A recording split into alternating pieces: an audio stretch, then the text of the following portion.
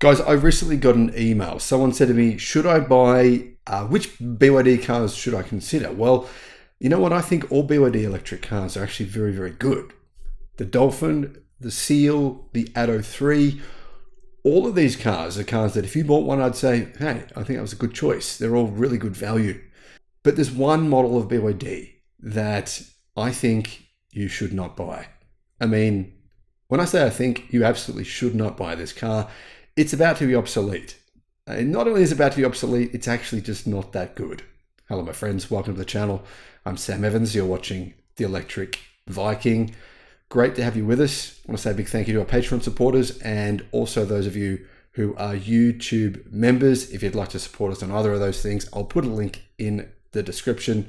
If you want to become a YouTube member, you do get to see some of our videos in advance or some videos that are not on the main channel. The BYD Sea Lion. Is this a car you should consider? Well, okay, first of all, I don't normally talk about plug-in hybrids on this channel. I have done some videos on the BYD Shark because that's an electric plug-in hybrid pickup truck or plug-in hybrid ute. The reason being there's currently no electric utes or electric pickup trucks here in Australia. And so there's very little option, very little choice for people right now. Anyhow, the one BYD car you should not buy, in my opinion, is the Sea Lion 6. For one, reviews haven't been that positive. It's been reviewed by different mainstream media. I've read all the different reviews, and a lot of these reviews are missing one really vital key point. The Sea Lion 6 is basically obsolete. I know it's a new car, I know, but it's not new. It doesn't use BYD's new plug-in hybrid system, which is meant to get you 2,000 kilometers of range. It uses the older generation, which only gets about just over 1,000. In other words, you're buying a vehicle which is technically obsolete. I know you can't get the newer version of that car here in Australia yet, but you will be able to. I'm going to guess probably in a year's time from now, they'll be using the newer plug-in hybrid system, which is much more efficient. It's a far better system. And that's the system that Toyota will use in its plug-in hybrids in 2026. Even Toyota is saying, yeah, okay, your technology is better than ours. Not your existing, not the one in the Sea Lion 6, the new plug-in hybrid technology that BYD have. That's fantastic. I mean, you got to be honest here. Even though I'm not into plug-in hybrids, it's not my thing, that's for sure. It's pretty damn good. Now, some of the other issues with the Sea Lion 6 that reviewers have mentioned include very soft, wallowy suspension. They say even for this type of car, which you would expect it to be softer, and they say there's quite a lot of body roll. Now, apparently, the safety systems do some pretty annoying things. One reviewer on drive.com.au, he said that Alex said that when he was driving the car, it was jerking him violently from side to the side of the road, trying to keep in the lane. It was going from one side of the lane to the other. He had a few different issues like that he hadn't experienced with other BYDs.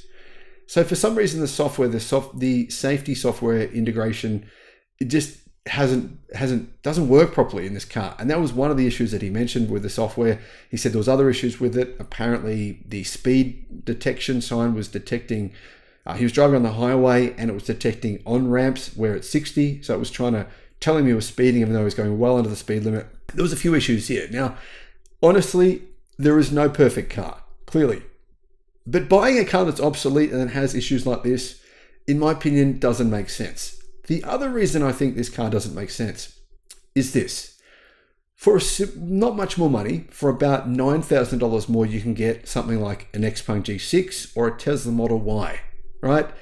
They're similar sized cars. Now, technically, the Sea Lion 6 is a tiny bit bigger than both of those cars, but the interior space is not. The interior space is actually much smaller, which is kind of bad packaging. To be honest, I'm not sure what happened with BYD's Sea Lion 6. It's just not packaged very well. It has the smallest boot of any large car on sale anywhere that I've ever seen. I mean, it's a 425 litre boot. You can get a boot that size in a small hatchback. So it's the smallest boot of any large size. It is technically a large size SUV. It's nearly 4.85 meters long. So it's even slightly bigger than an Xpeng G6 and a Tesla Model Y. But the boot is much smaller. The boot is about half the size of the boot in a Tesla Model Y. And the boot in the G6 is, I believe, nearly 200 litres bigger. Yeah, like I said, the other thing is here. Now, The range, yeah, sure. Apparently you're going to get about 1,000 kilometers on a tank of fuel, that is. But keep in mind, once you've used your, about probably 80 to 100 kilometers of electric only range, you're predominantly then using the engine. I mean, the engine will recharge the battery and it will keep driving. But by that stage, you're now using about 4 liters of fuel per 100 kilometers, or about a gallon per 60 miles of driving. So it just doesn't make sense, especially when you consider that something like the Xpeng G6 can charge at incredible. I mean, you can charge the battery from 10 to 80% in only 19 minutes. That's not very long. And also, you're getting 570 kilometers of range in the G6. To me, there's just no advantage to the Sea Lion 6. I can't understand why anyone would buy it, logically speaking. And especially considering it's obsolete, I really think BYD have missed the mark on this car. They should have waited for the next generation. They should have worked on the suspension, improved it. There's a lot of should-haves, guys. I'm not normally this critical. I'm normally quite positive. I've done heaps of positive vehicles, videos about BYD cars. I'm like, well, they've got this feature, they've got that. Really good value for money. The seal is great. You're getting a lot of range. But the new seal, guys, one, they shortened the range by making the batteries a little smaller. They didn't use the new Blade battery version 2. BYD at the moment, yeah, honestly, could be doing a little better. Also, not to mention, it's a little confusing, guys, dealing with BYD. There's 2 kind of head offices. There's BYD official, and then there's BYD the distributor in Australia. A little bit of confusion, a little bit of challenge here coming from other journalists in the industry. A lot of them been saying to me, mate, what's the deal with BYD in Australia? Now, honestly, guys, I think BYD's EVs are fantastic value. If you were to buy one, I think, well, you've got a great car, great value. But lately, I just think, don't rush the car to market. Wait for the newer generation technology, which is basically out almost now in China, and get a better product to consumers. Because in the case of the Sea Lion 6, I think people are going to buy this car. They're not going to realize they're getting really a product that is essentially already obsolete. There's actually an article, guys, right now on, I believe, car sales or something like that, which is basically saying what I'm saying here. This vehicle is obsolete. So let me know what your thoughts are in the comments. But if you do, watch the whole video. If you're going to comment on about the video, watch the whole video, listen to everything that I've said, and let me know what you think. Don't, just because you bought a BYD, don't just go, oh yeah, you're an idiot, let me know fully, completely, based on all the facts that I've supplied here, what your feelings are on this. Thanks for watching.